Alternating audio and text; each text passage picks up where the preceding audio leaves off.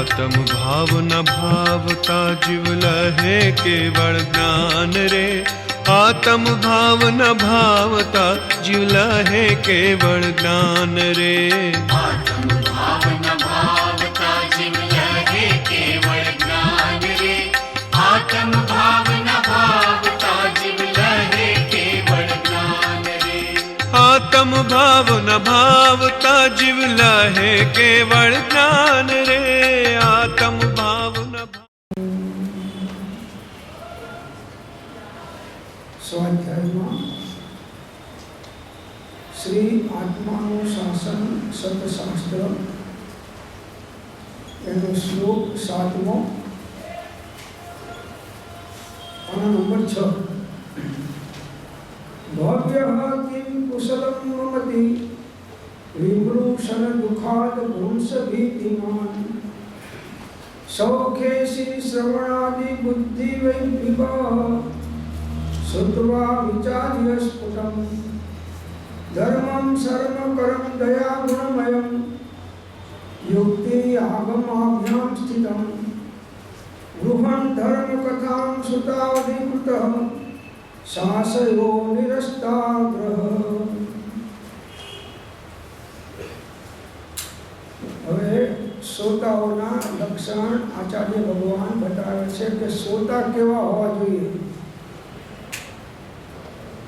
વક્તાની યોગ્યતા આપણે જોઈ, હવે શ્રોતાની પણ યોગ્યતા હોય છે અને આપણે બધા કોણ છીએ? શ્રોતાઓ છીએ। શ્રોતામાં યોગ્યતા હોય તો વક્તાનો બોધ પરિણામ પામી અને આત્મજ્ઞાનનું કાર્ય અવશ્ય બન્યા વગર રહેતું નથી। આજ અનંતવાર આપણે ભગવાનની દિવ્ય ધ્વનિ સાંભળી, મહાજ્ઞાની પુરુષના વચનોને બોધ સાંભળ્યા, પણ આપણું હિત આત્માનું ના થયું એનું કારણ કે આપણામાં શ્રોતાપણાની યોગ્યતા નહોતી।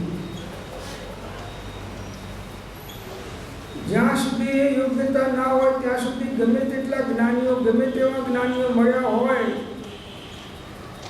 તો પણ એ આત્મકલ્યાણ યથા સાધી શકતો નથી। કૃપાળુદેવને મળ્યા ઘણા, પણ બહુ થોડા જીવો આત્મકલ્યાણ સાધી શક્યા। કેમ કે એટલા જીવોમાં જે શ્રોતાના ગુણો હતા, બીજામાં હશે ઓછા વધતા તો એ ધીમે ધીમે એનું કાર્ય થશે, પણ જે આ બધા ગુણો આપણા આત્મામાં પ્રગટ થાય તો આપણું વાંચેલું કે સાંભળેલું એ સાર્થક થાય। નહીં તો આંધળો ભણે અને વાંચવા ચાલે એને જેવું થાય છે। એટલે આપણી પણ ભૂમિકા શ્રોતા તરીકેની કેવી હોવી જોઈએ, કેવા ગુણો હોવા જોઈએ કે જેથી જ્ઞાનીઓના બોધનું પરિણમન થઈ અને આપણું કાર્ય થાય।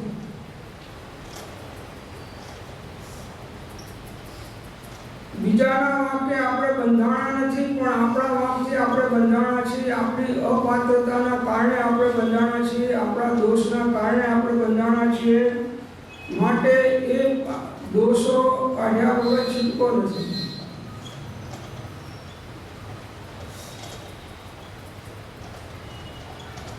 તો શ્રોતાના ગુણો બતાવે છે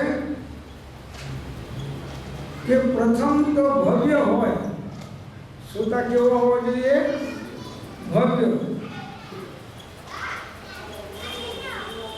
કારણ કે જેનું ભવિતવ્ય ભલું થવા યોગ્ય ના હોય તેવા અનધિકારી જીવને શાસ્ત્ર શ્રવણ ક્યાંથી કાર્યકારી થાય?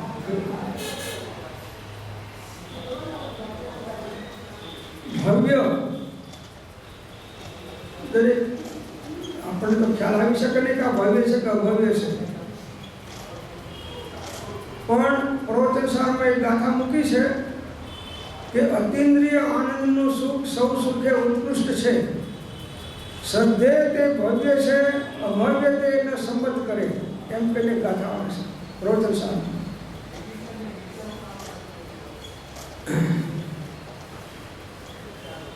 અને પદ્મનંદી આચાર્ય ભગવાને પણ એક ગાથા મૂકી છે, એમાં પણ ભવ્યતાનું લક્ષણ એમને બતાવ્યું કે તત્ પ્રતિ પ્રીતિ ચિત્તેન એન વાર્તાપી સુતા નિશ્ચિતમ સ ભવેદ ભવ્યો ભાવિ નિર્વાણ ભાજનમ। જે તત્વ રુચિપૂર્વક સાંભળે છે એ પણ ભવ્ય છે એમ કે છે. તમે બધા રુચિ સાથે આવો છો પણ સાંભળો રુચિપૂર્વક. કંઈક તમારી હિતની વાત કોઈ કાનમાં કહે તો કેવી રુચિપૂર્વક સાંભળો અને શું કહો? હે હે હે હે રુચિપૂર્વક. એમ આ આત્માની હિતની વાત છે. જ્ઞાનીઓ આપણને આત્માની હિતની વાત કહેતા હોય છે તો એ હિતકારી લાગે, આપણને ગમે, આપણને રૂચે, વારંવાર સાંભળવાના ભાવ થાય, એ ભવ્યતાની નિશાની છે એમ કહે છે. આ ભવ્યતાની તત્પ્રતિપ્રીતિ ચિત્તેન એન વાર્તાપી સુતા નિશ્ચિતમ સ ભવે ભવ્યો ભાવિ નિર્વાણ ભાજન. નિશ્ચિતથી ભવ્ય છે અને એ ભાવિ નિર્વાણનું ભાજન છે.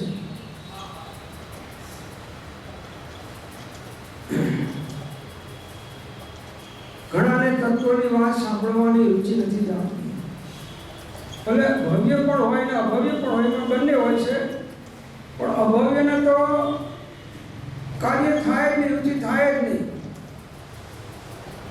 અભવ્ય જીવ નવ પૂર્વ સુધી ભણે છે, નથી ભણતો એમની શાસ્ત્ર. અભવ્ય જીવ પણ નવ પૂર્વ સુધી શાસ્ત્ર ભણે છે, છતાં પણ એ અજ્ઞાની મિથ્યા દ્રષ્ટિ છે. ભવ્ય ક્યારે સમ્યક દ્રષ્ટિ, અભવ્ય તો ક્યારે સમ્યક દ્રષ્ટિ હોય નહીં. હવે આટલું બહારમાં મુનિનું ચારિત્ર પણ પાડે યથાર્થ આગમ અનુરૂપ બાહ્ય ચારિત્ર એટલું ઊંચું પાડે અને સાથે સાથે એને નવ પૂર્વનું જ્ઞાન હોય અને છતાં પણ એ અભવ્ય હોય એમ પણ શાસ્ત્ર વાંચે છતાં અભવ્ય. પણ એ વાંચે છે એની આશય એનો બીજો છે કે આનાથી મને મોક્ષનું એટલે સ્વર્ગનું સુખ તો મળશે. મોક્ષના સુખને સ્વર્ગનું સુખ જ માને છે. એ પ્રવચનશાની ગાથામાં આગળ આવી ગયો આપણે. તો જેનું ભવિતવ્ય ભલું થવા યોગ્ય ના હોય એવા અનધિકારી જીવને શાસ્ત્ર શ્રવણ ક્યાંથી કાર્યકારી થાય?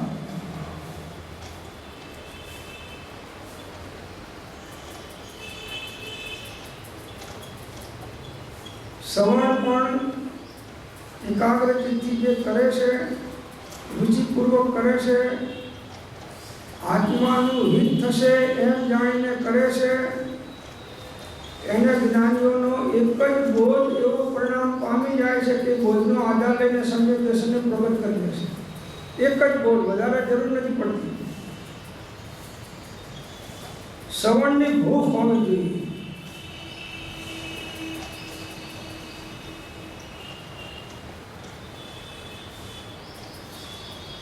કેવી ભૂખ હોય છે જો તમે કે લક્ષ્મીપુરામાં રામજી બાપાનો સત્સંગ ચાલે રાતે, આખી રાત ચાલે, સવારે બધા ખેડૂતો જતા રહે પોતાના કામે. તો આ જેસંગ ભગત ગોધમજી રહે, પેલું લક્ષ્મીપુરા છેટલું છેટું લગભગ 30-35 કિલોમીટર કે 40 કિલોમીટર છેટું હશે ગોધમજીથી લક્ષ્મીપુરા.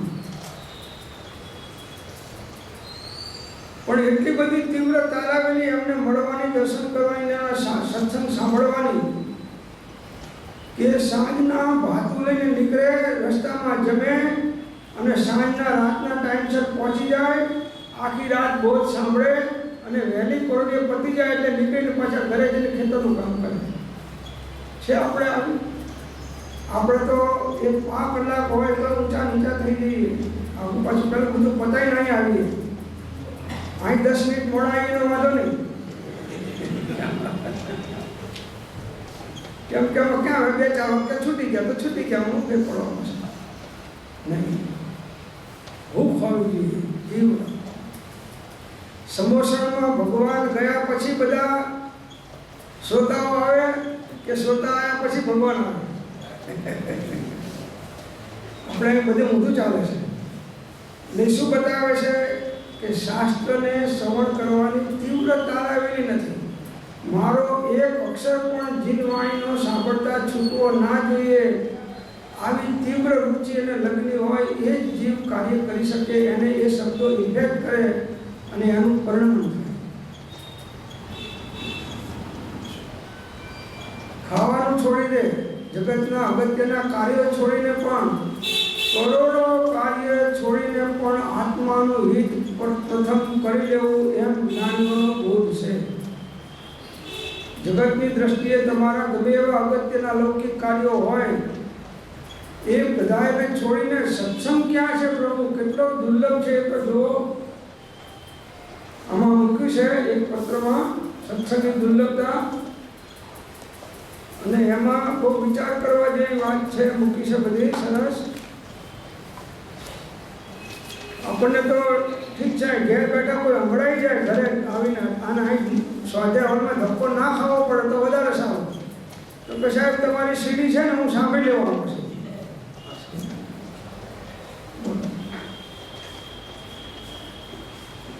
ઠીક છે, કોઈ ના આવી શકે ને સીડી સાંભળે તો એ something is better than nothing, પણ એનો અર્થ એવો નથી.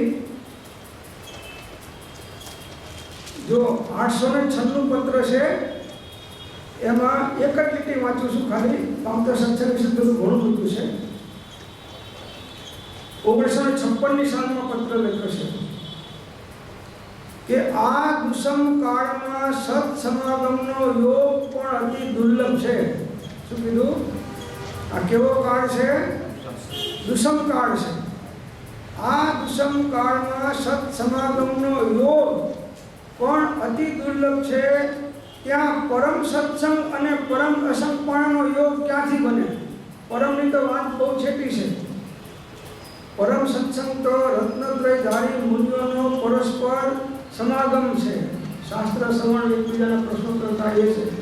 અને સર્વોત્કૃષ્ટ ભગવાનની દિવ્ય ધ્વનિ જે ગણધર ભગવંતોને આચાર્ય સાધુ ભગવંતો સાંભળે છે એ એમના માટે પરમ સત્સંગ છે, વ્યવહારથી. અને નિશ્ચયથી પરમ સત્સંગ એ પોતાના આત્માના સતનો સંગ કરવો. સત કઈ આત્મા, એનો ઉપયોગ દ્વારા સંગ થાય એ નિશ્ચય સત્સંગ છે. પરમ શાંત શ્રુતના વિચારમાં ઇન્દ્રિય નિગ્રહપૂર્વક આત્મ પ્રવૃત્તિ રાખવામાં સ્વરૂપ સ્થિરતા અપૂર્વપણે પ્રગટે છે. જો આ પરમ શાંત સુખ છે. આત્માનુશાસન, સમયસાર, નિયમસાર, ભોજનસાર, અષ્ટપાઉર, કાર્તિકાનુપેક્ષા, સમાધિ શતક, આ બધાની વાત છે કે આવા પરમ શાંત શુદ્ધના વિચારમાં જે જ્ઞાનીઓનો બોધ છે એને હવે વિચારમાં લાવો કે ભાઈ આમનો કહેવાનો આશય શું છે, એમને આપણી પાસે શું કાર્ય કરાવવું છે. આ શાસ્ત્રથી, આ વાક્યથી મને પારમાર્થિક લાભ શું છે,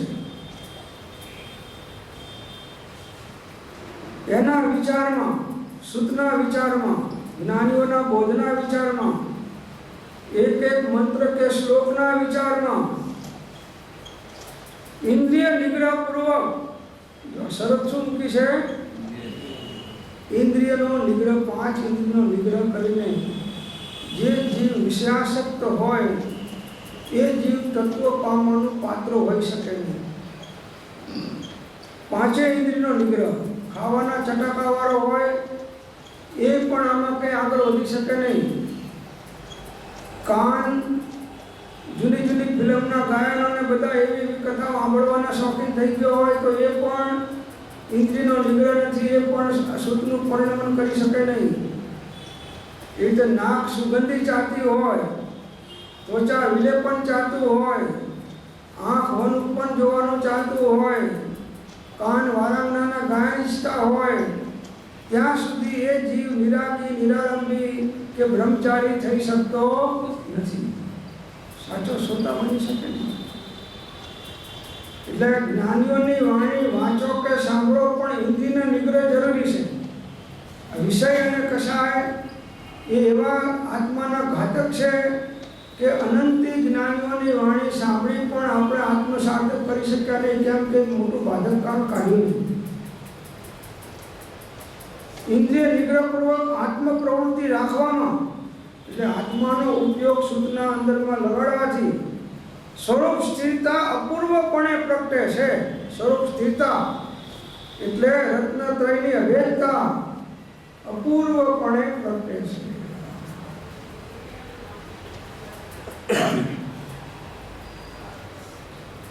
તો પહેલો શ્રોતા કેવો હોવો જોઈએ? ભવ્ય.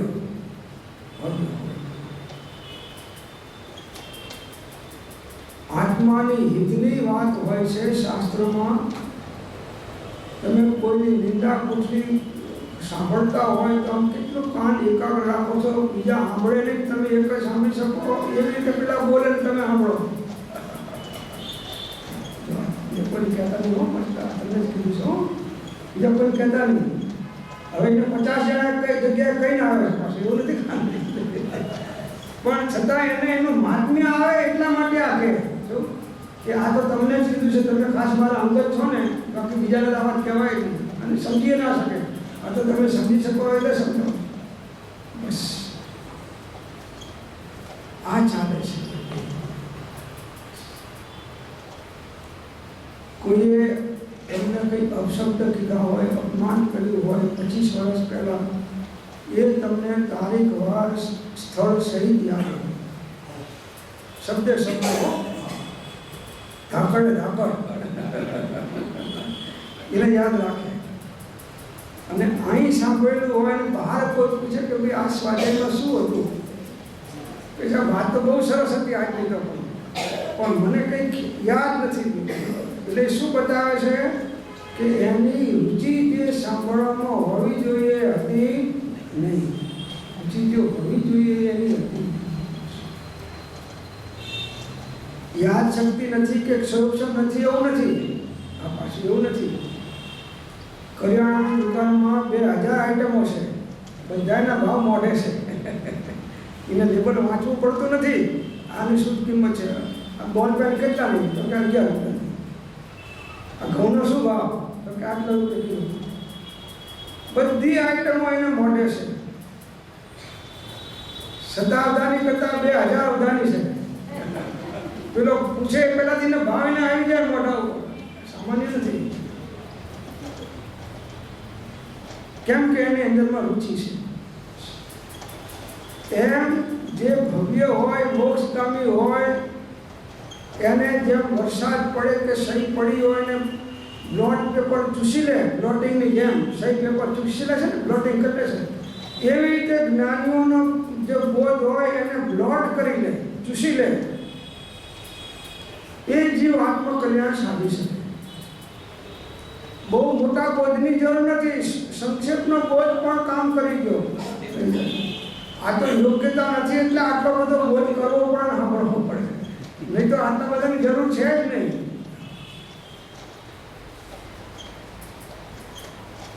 હવે આગળ બીજો ગુણ કહેશે શ્રોતાનો કે વળી જિજ્ઞાસ્ય વૃત્તિવાળો હોય, કારણ પોતાના હિત અહિતનો વિચાર જાગૃત થઈ હિત અહિત અને હિતના કારણો પ્રત્યે સાચી જિજ્ઞાસા જાગ્યા વિના શાસ્ત્ર શ્રવણ ક્યાંથી ખરે?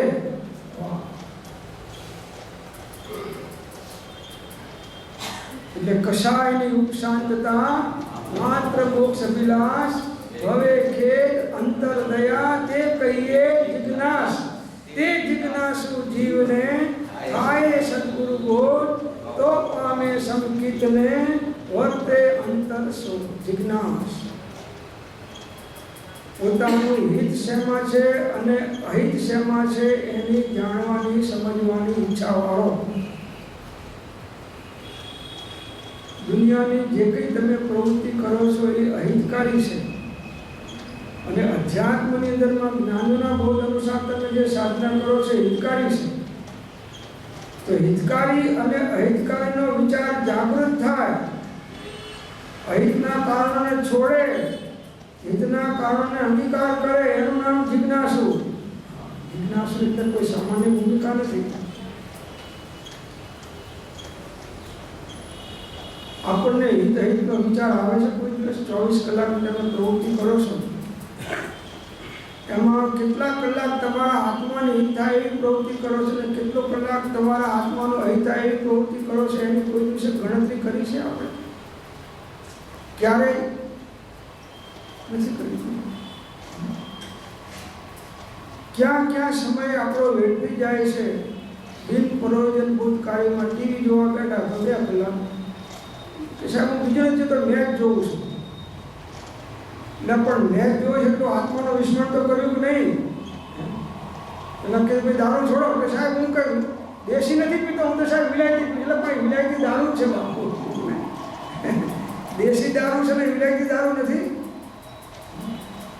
સાહેબ હું તો દેશી નથી પીતો. એટલે આ વિકથા હોય કે આ વિકથા હોય કે બીજા કઈ પ્રકારની વિકથા, વિકથા જ છે. ટેલિફોનની અંદરમાં મોબાઈલમાં સમય વધારે જતો રહે, પેપર વાંચવામાં સમય વધારે જતો રહે, લૌકિક કાર્યોમાં લૌકિક પ્રસંગોમાં સમય વધારે વેડફી નાખે, આનંદ પરિગ્રહના કાર્યોમાં સમય વધારે વેડફી નાખે, ધંધાના કાર્યોમાં સમય વેડફી નાખે, 4 પ્રકારની વિકથાઓમાં સમય વેડફી નાખે, આહાર સંજ્ઞા, ભય સંજ્ઞા, મૈથુન સંજ્ઞા, પરિગ્રહ સંજ્ઞામાં સમય વેડફી નાખે. એ જિજ્ઞાસુ નથી, એ જિજ્ઞાસુ નથી. ભલે તમને લોકો મુમુક્ષુનો સિક્કો મારી બોલાવતા હશે કે અમે આટલા 10 મુમુક્ષુ ભેગા થયા હતા, પણ એમાં એક છે કે નહીં એ તો ભગવાનની વાત.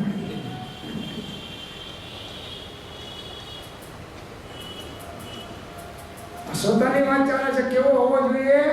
આવો જિજ્ઞાસ્ય વૃત્તિવાળો, એટલે આત્માનું હિત શેમાં છે એ જોવાવાળો હોય અને હિતવાળા કાર્યો કરે અને અહિતવાળા કાર્યોને ભાવોને છોડે. એમનું જિજ્ઞાસુ. માત્ર સમજે એટલું નહીં, સમજવાનું તો આપણે બધા સમજે, પણ પછી એનો અમલ કરનારો એ જિજ્ઞાસુ કહેવાય.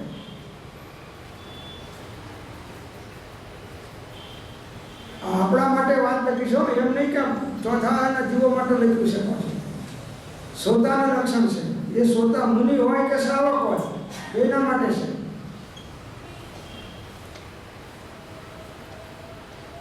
એવો જિજ્ઞાસુ જીવ હોય સાચો, અને એને સત્પુરુષનો બોધ થાય તો એ સંકિતને પ્રાપ્ત કર્યા વગર રહે નહીં. એ જિજ્ઞાસુ જીવને થાય સદગુરુ બોધ તો પામે સંકિતને અને વર્તે. હવે અંતર સંશોધન એમનું ચાલે. હવે છેક ઉપયોગને આત્માના અસ્તિત્વ સુધી અંતર્મુખ ઉપયોગ કરીને લઈ જાય. હવે જોવે છે કે મારે જેને પ્રાપ્ત કરવું છે અંદરમાં છે, બહાર નથી. મારો મોક્ષનો દાતા, સમ્યક દર્શનનો દાતા, સમ્યક જ્ઞાનનો દાતા, સમ્યક ચારિત્રનો દાતા એ અંદરમાં બેઠો ભગવાન આત્મા સતદેવ એ છે. અને એ આત્મા જેવો કોઈ દેવ નથી. એ આત્મા જેવો કોઈ દેવ નથી. દેવાધિદેવ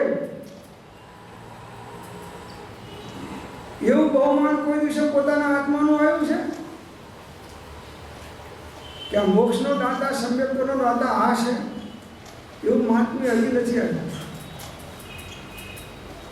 એવું મહાત્મ્ય આત્માથી સૌ હિમ, જગત ઇષ્ટ નહીં આત્મથી. એને આત્માનું મહાત્મ્ય આવ્યું. આત્મા પ્રાપ્ત થતો હોય અને આખી દુનિયા છોડવી પડતી હોય તો છોડે તો કોઈ નુકસાન નથી, એમ કે છે.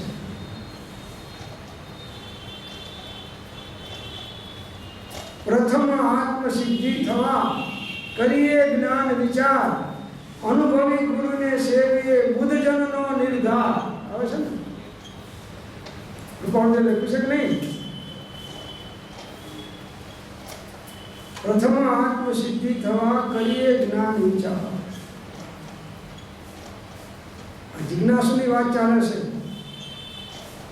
અનુભવી ગુરુને સેવીએ બુદ્ધજનોનો નિર્ધાર. જ્ઞાનીઓનો નિર્ધાર છે કે અનુભવી ગુરુનું સેવન કરો, એની આજ્ઞા પ્રમાણે ચાલો, એમનો બોધ સાંભળો, એમને એક એક વચનનું મહાત્મ્ય લાવો.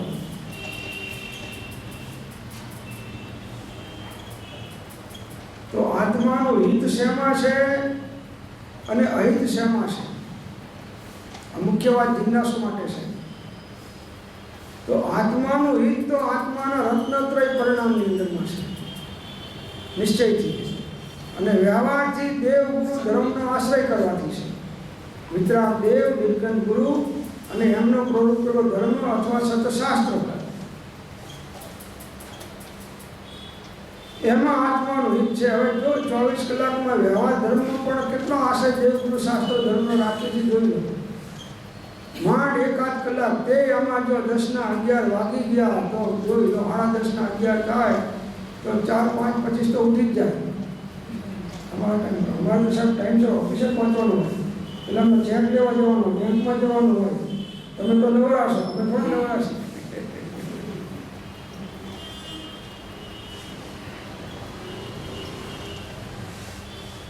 અમે નવરા નથી બાપુ, અમે તો સમય ગોયમ ન પમાડવાળા છીએ. અમે પણ સમયની ખૂબ કિંમત સમજીએ છીએ અને ભલે એટલો સમયનો સદુપયોગ કરવાની જાગૃતિ રાખીએ છીએ. આત્મહિત થાય એ પ્રકારે, અહિત થાય એ પ્રકારે જાગૃત તો બધાય છે. અજ્ઞાની ઊંઘતો સારો અને જ્ઞાની જાગતો સારો. જો જાગત હૈ સો પાવત હૈ અને जो सोवत है सो खोवत है, खोवत है सो रोवत है और रोवत है सो धोवत है.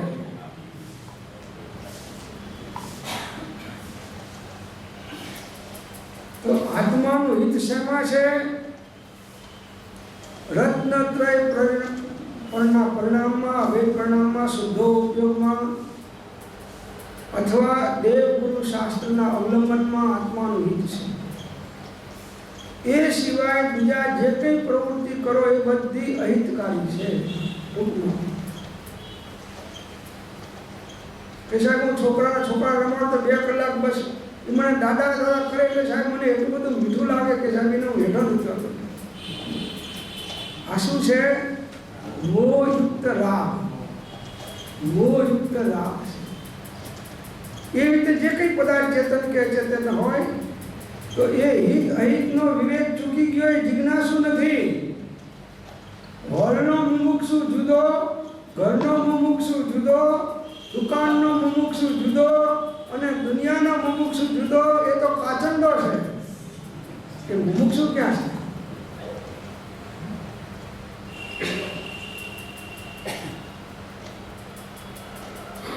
તો આત્માનું અહિત થાય, એનાથી પાછો ફરે એનું નામ જિજ્ઞાસુ કહેવાય. આત્માના અહિતના માર્ગમાં આગળ વધે નહીં, એને ટૂંકાઈ નાખે અને આત્માનું હિત થાય એવા દ્રવ્ય ક્ષેત્ર કાળ ભાવનું અનુસંધાન કરે એનું નામ જિજ્ઞાસુ કહેવાય. હવે આ ચશ્મા પહેરીને જોઈ લો કે કેટલા જિજ્ઞાસુ દુનિયામાં સાચા છે. બીજામાં ના જોવો તો તમારી આજુબાજુમાં જોઈ લો અને તમે તમને જોઈ લો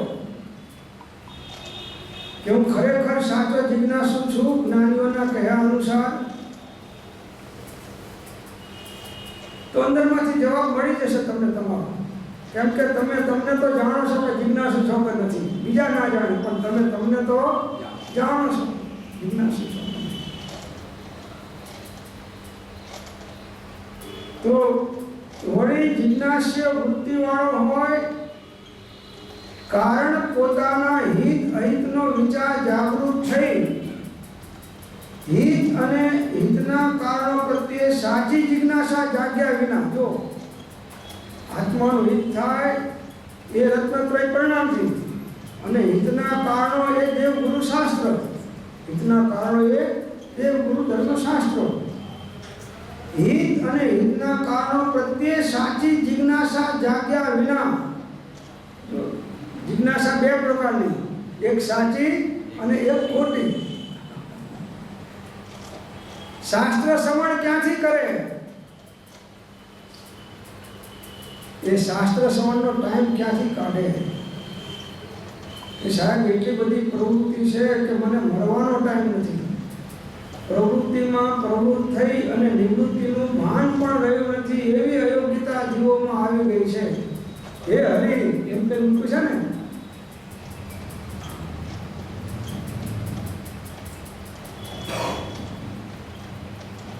તમારે વધારે સમય કયા ભાવમાં રહો છો એના ઉપર તમારી મુમુક્ષુતા ટકી રહેશે. ભલે ગમે તે કાર્ય કરવા પડે પણ એનો ઉપયોગનો ધ્રુવ કાંટો તો આત્માની સન્મુખ રહેવો જોઈએ. એનો ઉપયોગનો ધ્રુવ કાંટો આત્માની સન્મુખ રહેવો જોઈએ.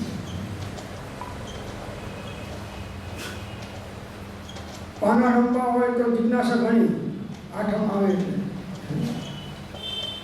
કંઈક બીજી રમત ગમતમાં સમય કાઢવો હોય તો એ બધે નીકળે.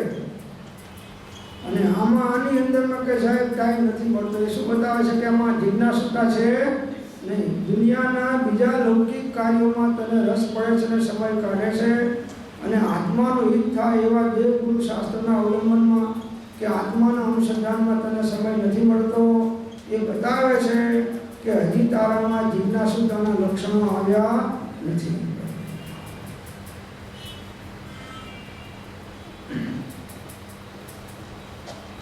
પ્રમાદના પાઠમાં પરમ કૃપાળુએ લખ્યું છે કે એક પળ વ્યર્થ ગોવી એ એક ભાવ હારી જવા તુલ્ય છે. આ જિજ્ઞાસુને બેસવાનો, પેલાને નહીં બેસે, બોલી જવાનો, કંઠસ્થ કરી જવાનો, બીજાને સંભળાઈ દેવાનો, પણ એ પ્રકારે વર્તવાનો નહીં. એક પળનો પ્રમાદ કરવો એક ભાવ હારી જવા તુલ્ય છે.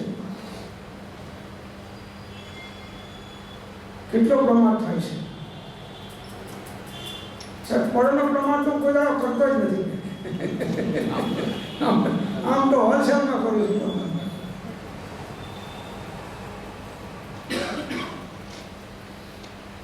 તો હિત અને હિતના કારણો પ્રત્યે સાચી જિજ્ઞાસા જાગ્યા વિના શાસ્ત્ર શ્રવણ ક્યાંથી કરે?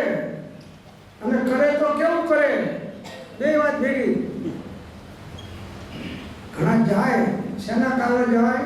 કે આ નહીં સાંભળતો નરકમાં જઈશ, દુઃખી થઈશ માટે જવું. એ નરકની બીકે કરે અને પુણ્યના લોભે કરે, પણ આત્માનું હિત દ્રષ્ટિમાં રાખીને ના કરે, ભયથી કરે છે.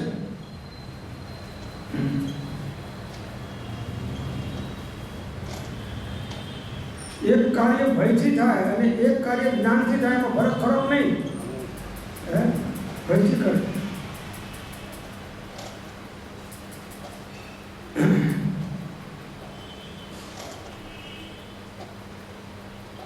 આ વાત એક બાદશાહ પાસે એના ગુરુ એને કહી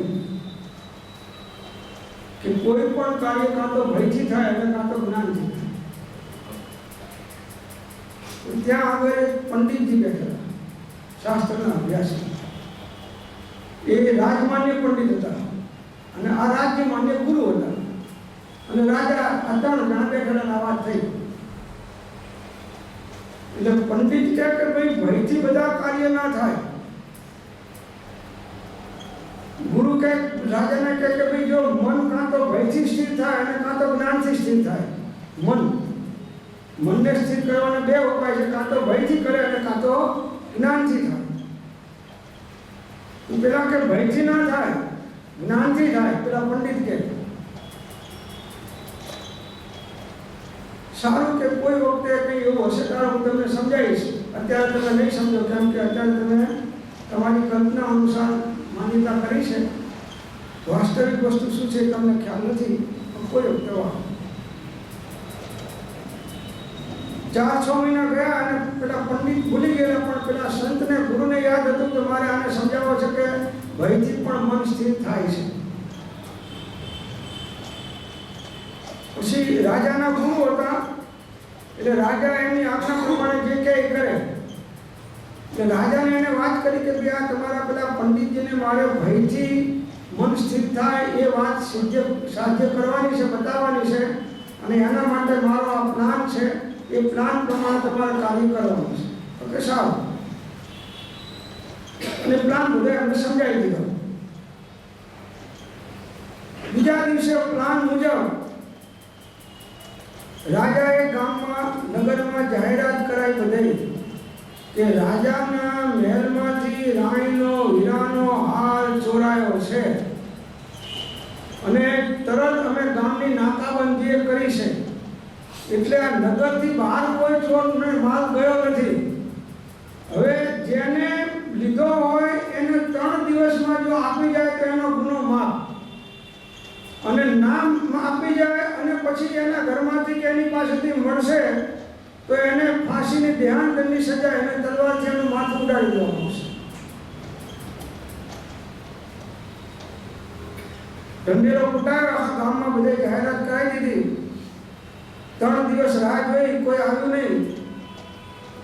પછી જાહેરાત કરી કે ભાઈ અમારા સૈનિકોને સેનાપતિઓ એક એક ઘરની એક એક વ્યક્તિની તલાશી લેશે અને જેના ઘરમાંથી કે જેની પાસેથી નીકળશે એને આ ધ્યાનદંડની સાથે તલવારથી માથું ઉડાડવામાં આવશે. હવે બધે ગામમાં મહેલે બધા પોળે બધા તપાસ સોસાયટીમાં બધા તપાસ કરવા નીકળ્યા સૈનિકો અને સેનાપતિઓ બધા એમના પડતા પેલા પંડિતજીના ઘેર આવ્યા. આ તો પ્લાન કરેલો હતો. પંડિતજીના ઘેર આવ્યા. પંડિતજી કહે કે ભાઈ હું તો રાજનો પંડિત છું અને રાજા જોડે બેસવાવાળો છું, મારા તકે હોય જોવાનું તો આજુબાજુમાં જુઓ, હું તો રાજમાન્ય છું કે ભાઈ અમને તો ઓર્ડર છે પ્રમાણે અમારે કોણ બધાના ઘરની ઝડપી લેવાનું કીધું છે એટલે તમે આવી તમારા રાજાને જે કહેવું કહેજો, બાકી અત્યારે તમે કરવાનું. અમારા રાજા ઓર્ડર પ્રમાણે કરવું પડે, નહીં તો અમારી નોકરી જાય, અમને સજા થાય. પેલો કે જોઈ લો તારે, હું તો ક્યાં ચોર છે તે સવાલ છે, જોઈ લો ને મને શું વાંધો છે. તો ઘરમાં દાખલ થયા, જોયું અને આશ્ચર્ય કરીને પેલા સેનાપતિ હાર લઈને આવેલા. એ હાર હતો એ એના પંડિતજીનું કબાટ હતું, જે એ કબાટની નીચે નાખી દીધું, સરકારી દીધું. પછી પંડિતજીને કહે કે આ ખોલો, આ બતાવો, આ બતાવો, આ બતાવો. જ્યારે પછી જોયું કોઈ જગ્યાએ હાર ના મળ્યો. પછી કે આ કબાટ ખસેડો. પંડિતજી ઉભેલા, સેનાપતિ સૈનિકોએ કબાટ ખસેડ્યું, કબાટ નીચેથી હાર નીકળ્યો એને સામે. પેલા પંડિતજી આભા થઈ ગયા, ભૂજવા લાગ્યા, છે શું કે હું તો જાણતો જ નથી આ હાલનું, અને આ ક્યાંથી આવી આવ્યો અને શું થયું નીકળ્યો એ હકીકત છે, મારા સામે જ કાઢ્યો છે, નાય પડાય એવું નથી. એટલે સેનાપતિ કે પંડિતજી આવા ધંધા કરો છો, તમને રાજમહેલમાં જવાની છૂટ છે તો એનો તમે આ ઉપયોગ કર્યો. પેલા કે હું જાણતો નથી પૈસા ખરેખર મારી જમીનની સંબંધ કે હું જાણતો નથી. કોઈ ચોર એકદમ ચોરી કરી શકે. હવે તમારે જે કહેવું રાજાને કહેજો, અત્યારે અમારી સાથે ચાલો. હાથ પકડીને બેસાડી દીધા અને કાઢી મને લઈ ગયા અને રાજાને પાસે મૂક્યું કે ભાઈ આ તમારો હાર અને આ તમારો ચોર, હવે તમારે જે કરવું કરો એ તમારું કરવું. પંડિતજી સામે રાજા જોવે છે ને કહે છે કે ત્યાં આવું ધંધા કર્યા મારા. તો કે સાહેબ હું મારી જરૂરી સંબંધ ભગવાનની સંબંધ કહીને કહું છું. હવે તો ભગવાનને બતાવે આપણે ઘણી વખત કે ભગવાનની સંબંધ કે આ હું જાણતો નથી, પણ હાર મારા ઘરમાંથી નીકળ્યો એ હકીકત છે, મારા સામે જો ઊભો તો ને નીકળ્યો એ હકીકત છે, કોણ નાખી ગયું કેવી રીતે આવ્યો એની મને ખબર નથી, હવે શું કરવું. તો કે ભાઈ તો ગુના પ્રમાણે મેં સજા જાહેર કરી દીધી છે, તમારું ડોકું તલવારથી કાઢી દેવામાં આવશે. પંડિતજી તો થથરી ગયા, બહુ ભય પામી ગયા. હવે મારું શું થશે? બધામાં મોટામાં મોટો ભય શાનો છે? મોતનો. હવે આને કેવી રીતે બચવું? હવે આ રાજા તો કોઈનું માને નહીં. બીજા વખતે સુપ્રીમ કોર્ટમાં જઈએ અને પેલા પાસે જઈએ રાષ્ટ્રપતિ પાસે, પણ હવે રાષ્ટ્રપતિ સુપ્રીમ કોર્ટ જ આનો ઓર્ડર તો કંઈ ફરે નહીં. પછી એને ક્લિક થયું કે આના ગુરુ છે એ ગુરુનું એકનું માને, બાકી બીજા કોઈનું માને એવા. જેને મોતની સજા થઈ અને છેલ્લી ઈચ્છા પૂછે કે ભાઈ તારી કઈ ઈચ્છા છે? તો કે મારે તમારા ગુરુને મળવું છે, બીજું કંઈ કરવું નથી. ગુરુ પાસે લઈ જાય છે. ગુરુની પાસે આમ રડી પડે છે કે હું મારી જનોની ભગવાનની સોગંદ, મારા ઘરવાળાને મારા દેહની સોગંદ કરી કહું છું કે મેં હાથ ચોર્યો નથી, પણ મારા ઘરમાંથી નીકળે હકીકત છે, પણ હું ખરેખર ચોર નથી. આ કેવી રીતે હું જાણતો નથી. એટલે ગુરુ કે ભાઈ તારી વાત હું સાચી માનું છું, સમજુ છું, હવે આનો રસ્તો શું કાઢવો એ મારે વિચારવું પડશે. તને બચાવો છે, તું નિર્દોષ છું એ હું જાણું છું. હવે કેવી રીતે કોને નાખ્યો તો મને કંઈ નાખે તો હું એનો કંઈ પગલાં તો કે મને ખબર નથી. કઈ વાંધો નથી કે હવે હું રાજાને તને ચાન્સ આપીશ, કેમ કાઢું છું કે હાથમાં તેલની તપેલી ભરીને જવાનું, છલો એક ટીપું નાખે તો ઢળી જાય, અને ગામને ચક્કર મારીને એ જગ્યાએ મૂળ જગ્યાએ પાછું આવવાનું. અને એમાં જો રસ્તામાં પણ તેલનું ટીપું પડી જાય તો ત્યાં જ તારું ડોકું ઉડાડી દેવામાં આવશે. અને નહીં પડે ને નિર્દોષ હશે તો તું બચી જઈશ ને એમ કેમ પાછો આવીશ તો તને માફ. પેલાને થયું સારું એક ટીપું ના પડે, હવે એ કેવી રીતે બને? છતાં એને એમ થયું કે ચલો એક ચાન્સ તો મળ્યો છે, હવે લઈ લો. Something is better than nothing. લઈ લો. રાજાએ કે ભાઈ તું આ પ્રમાણે અમારા ગુરુ કીધું છે એટલે મને વાંધો નથી, હું સ્વીકારું છું, અને તું તારે આપણો માર તેલ લઈને, અને જો નહીં પડે તો તું નિર્દોષ, અને પડશે તો તારી સામે જ હું આ સૈનિકોને ઓર્ડર આપું છું કે જે જગ્યાએ તેલનું ટીપું પડે એ જ જગ્યાએ તમારા લોકો ઉડાડી દેવાનું, મને પૂછવા આવવાનું નહીં. ત્યાં એના સામે જ કહી દીધું સૈનિકોને અને સેનાપતિને કે તમારે સાથે રહેવાનું, ગામનો ચક્કર મારીને અહીં આવે ત્યાં સુધી ટીપું ના પડે તો કંઈ કરવાનું નહીં, અને ટીપું જે જગ્યાએ પડી જાય એ જ જગ્યાએ તમારા લોકો ઉડાડી દે. એના સામે જ કહી દીધું. હવે ગામની અંદરમાં ચારે બાજુ જલસાઓ અને નાચગાન ગોઠવ્યા ગુરુજીએ. અને પછી તેલની તપેલી લઈને પેલા ભાઈ તો નીકળ્યા પંડિતજી. ચારે બાજુ આમ કંઈક ઢોલ વાગે ને નગારા વાગે ને નાચગાન થાય ને બધું કંઈક બધા મહોત્સવ ઉજવાય ને આની નજર ક્યાં આગળ છે? તપેલીને તેલ ઉપર, કે આમાંથી કંઈ આખું પાછું હલવું ના જોઈએ. આખું શરીર હલે પણ તપેલી સ્થિર.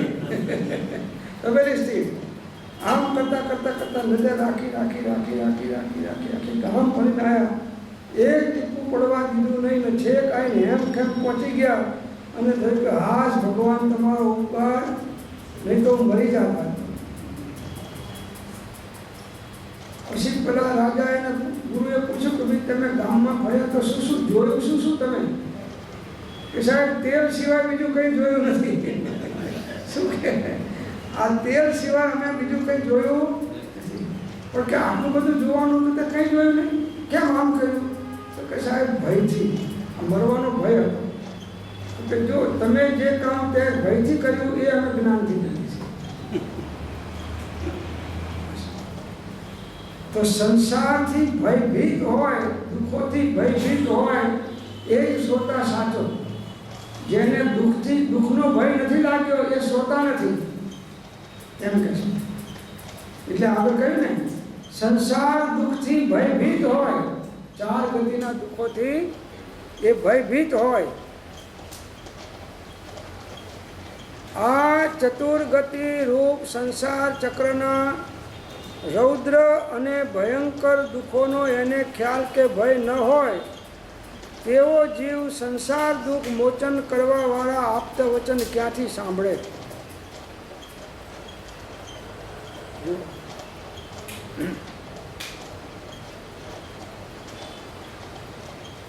માઇકે ભય પામી ગયું લાગે છે. એને ભય થઈ ગયો. વાંધો નહીં, તમે આ બાજુ ધ્યાન રાખજો, જિજ્ઞાસુ છો, બધા જિજ્ઞાસુ છો તો આ બાજુ ધ્યાન રાખજો, એ એમનું કામ કરશે. સંસાર દુઃખથી ભયભીત હોય, ચાર ગતિના દુઃખોથી જે ભય પામી ગયા છે. ચારે ગતિમાં દુઃખ છે એમ કહે છે, ચારે ગતિમાં દુઃખ છે.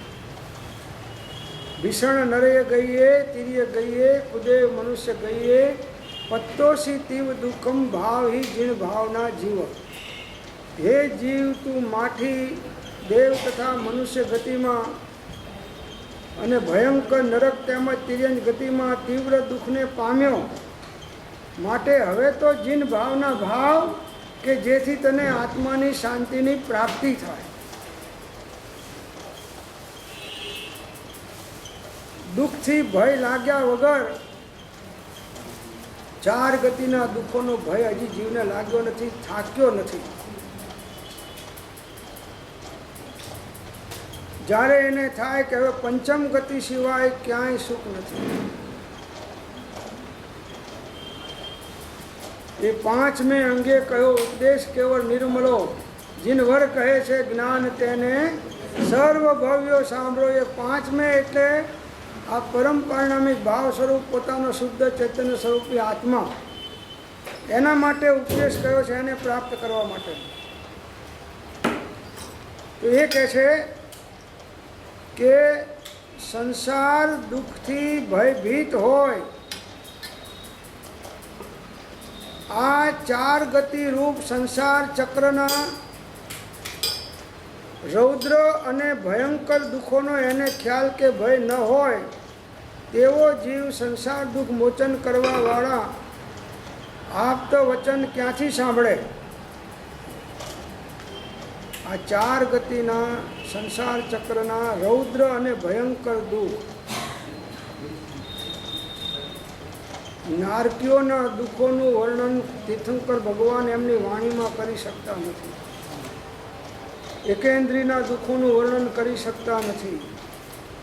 આવી અનંત અનંત અસાતાઓ આ જીવે ભોગવી છે અને એના કારણોનો જો નાશ કરવામાં ના આવે તો ભોગવવી પડે એ સુનિશ્ચિત છે.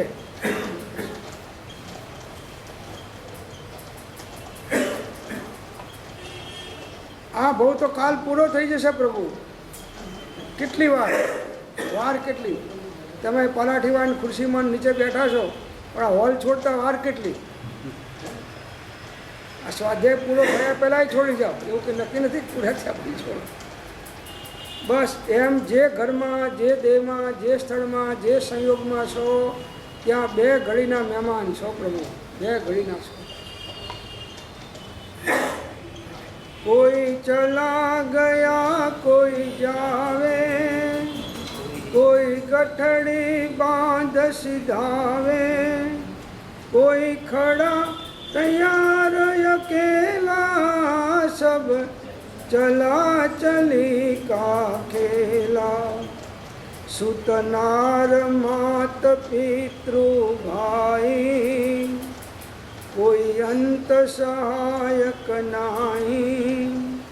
ક્યું ભરે પાપ કા થેલા, સબ ચલા ચલી કા ખેલા. यह नश्वर सब संसारा, कर भजन इसका प्यारा. ब्रह्मानंद कहे सुन चेला, सब चला चली का खेला. બીજે ના જુઓ તો અહીં હોલમાં તો જુઓ કે આ સમયસર વાંચતા કેટલા કેટલા જતા રહ્યા અને આત્માનું શાસન પૂરું થશે ત્યાં સુધી કેટલા જશે. વાંચનારો જાય ને સાંભળનારો જાય, એવું નથી કે સાંભળનારા જાય, બધા જાય. અહીંથી ગયા પછી 84 લાખ યુનિમાં પ્રભુ તું ક્યાં ફેંકી જઈશ, કોઈ પત્તો નહીં ખાતા. 14 રાજલોક અને 84 લાખ યુનિમાં ક્યાં ઘૂસી જઈશ, હોદ્યો નહીં જડે, મૂકી દે પ્રભુઓને આત્માનું હિત કરી લે. કરોડો કાર્યને મૂકીને પણ આત્માનું કલ્યાણ સાધે એ જિજ્ઞાસુ અને મુમુક્ષુ અને સાચો શ્રોતા છે.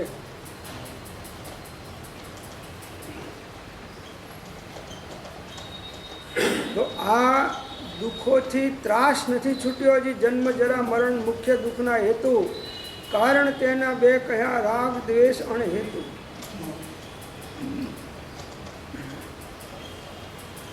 દુઃખ, માનસિક દુઃખ, વચનના દુઃખ, કાયાના દુઃખ, બધાય જીવતા જીવતા જીવોને તમે ચીનમાં જુઓ તો પેલા માછલા અંદરમાં પાણીમાંથી આમ કાઢે એને પેલામાં રાખ્યા હોય અને સીધા એને શેકી નાખે અને શેકીને તમને ખવડાવે, તળી નાખે, તળીને ખવડાવે.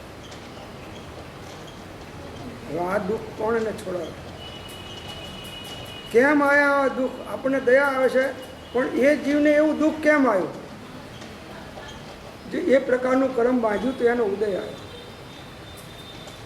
માટે પૂર્વના બાંધેલા કર્મના ઉદયને વેદતા જો સોચ કરો છો તો પરિણામે નવા તો તેવા નથી બંધાતા, તેનો ખ્યાલ રાખશો.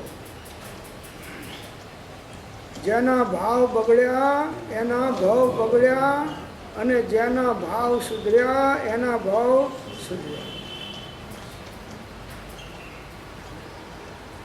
જીવને પાપ છોડવું નથી અને પાપનું ફળ ભોગવવું નથી.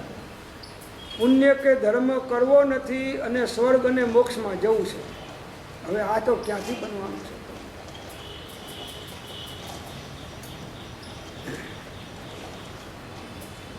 વાવે તેવું લણે.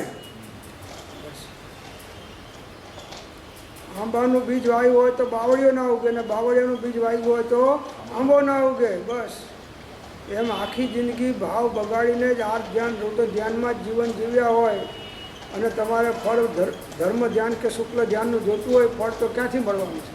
સવાલ જ.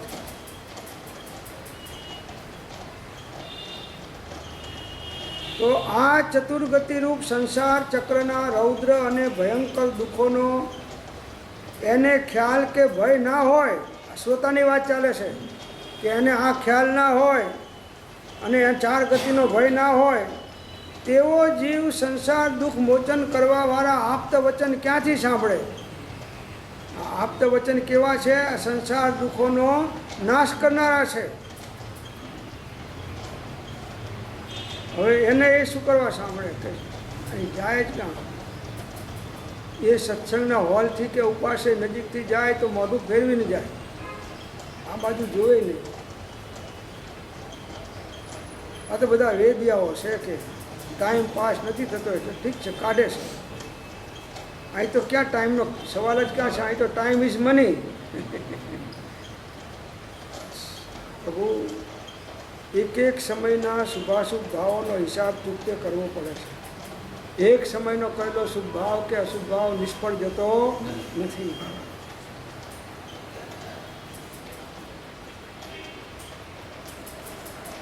એટલે આવા દુઃખવાળો જેને દુઃખનો ખ્યાલ આવ્યો હોય અને ચાર ગતિના દુઃખોથી કંટાળ્યો હોય, ભય પામ્યો હોય, એ જ આપ્ત પુરુષના જ્ઞાનીઓના વચન સાંભળવાની જિજ્ઞાસાવાળો હોય. કદાચ કોઈ ઘરવાળા બહુ કહે કે જાઓ ને, હવે નબળા બેઠા તો કંઈક ત્યાં ગોકુળપીનો સ્વાધ્યાય છે, જાઓ ને.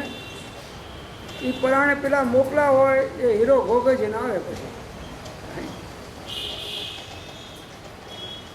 કંઈક નહીં કાઢે કે પેલા પંખામાં અવાજ આવતો હતો, માઇક બંધ થઈ ગયું હતું, ગરમી બહુ લાગતી હતી, તો હું બેસી રહ્યો તમારા કહેવાથી.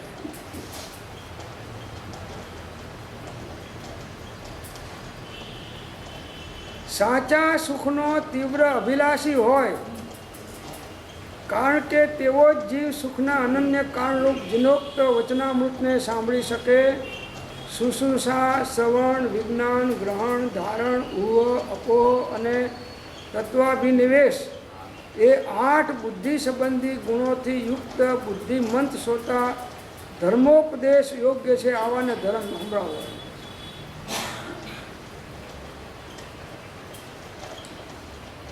આપણને એમ કે વક્તાના લક્ષણમાં બહુ બતાવે, પણ શ્રોતાના લક્ષણ ઓછા નથી હો. આવા શ્રોતા આગળના વેઢે ઘણા એટલા હોય તો હોય. વક્તાની ને જ્ઞાનીની વાત નથી કરતો હું હજી, એ તો બહુ આગળ છે. પણ આવા શ્રોતા આગળના વેઢે ઘણા એટલા હોય તો મહાભાગ્ય.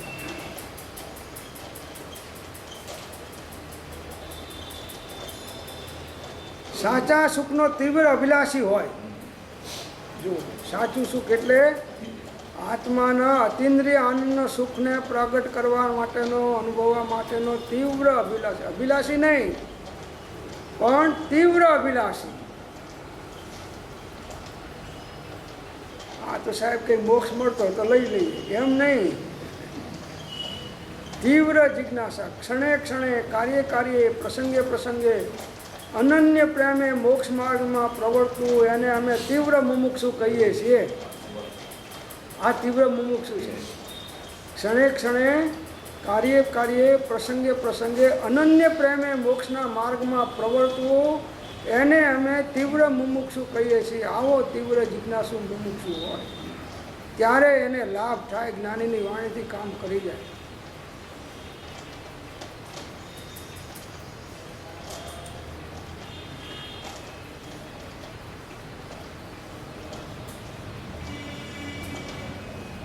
કારણ કે તેઓ જ જીવ સુખના અનન્ય કારણરૂપ જીનોક્ત વચનામૃતને સાંભળી શકે.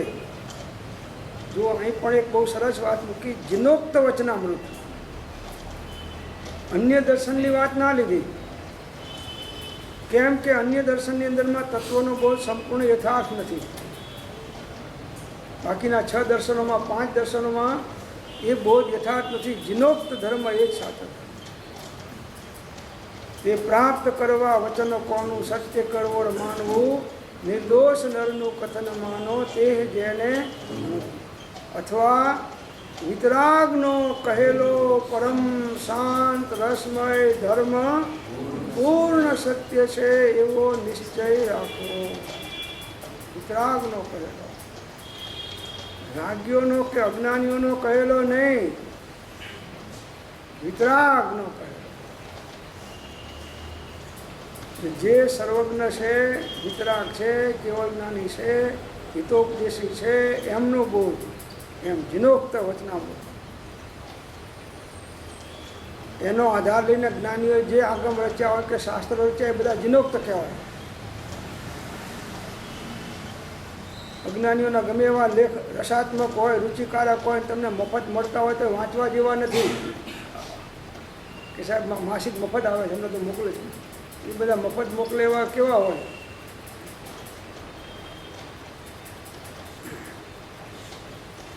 સાહેબ કે મફત ચખાડ્યું, પછી મેં તરબૂચ લીધું, પછી આ કેરી લીધી, એટલે એ ચખાડવાવાળી કેરી મીઠી હોય ને આપવાવાળી કેરી ખાટી હોય, એને ક્યાં ખબર છે? જીનોક્ત વચનામૃત. બસ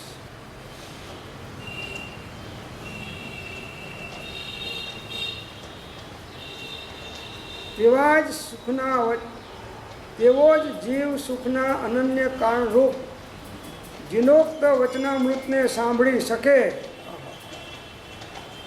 જિજ્ઞાસુ શ્રોતા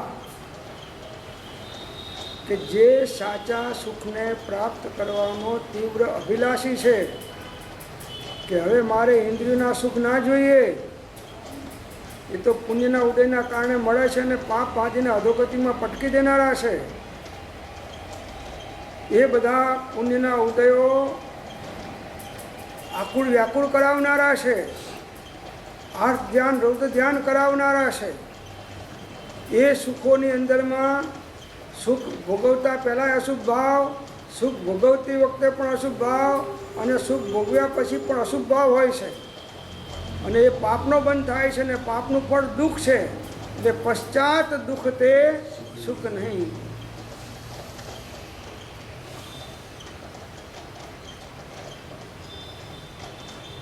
કારણ કે તેવો જ જીવ સુખના અનન્ય કારણરૂપ જીનોક્ત વચનામૃતને સાંભળી શકે. પછી જે આ 8 ગુણો બતાવ્યા છે બુદ્ધિ સંબંધી,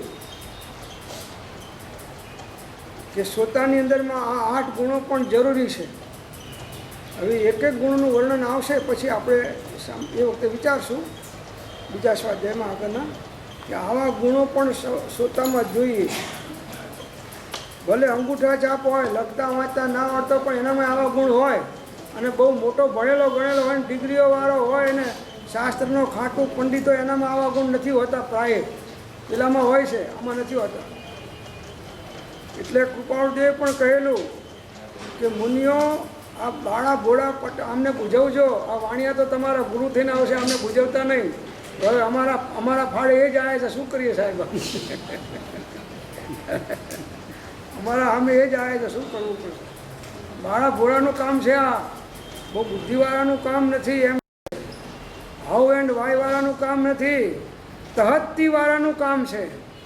કોનું કામ છે? તહત્તી. તમે કોઈ જ બરાબર છે. તો આ પ્રમાણે અહીં સુધી આપણે વિચાર કર્યો. આગળની વાત આપણે અન્ય સમય વિચારશું. ઓમ શાંતિ શાંતિ શાંતિ.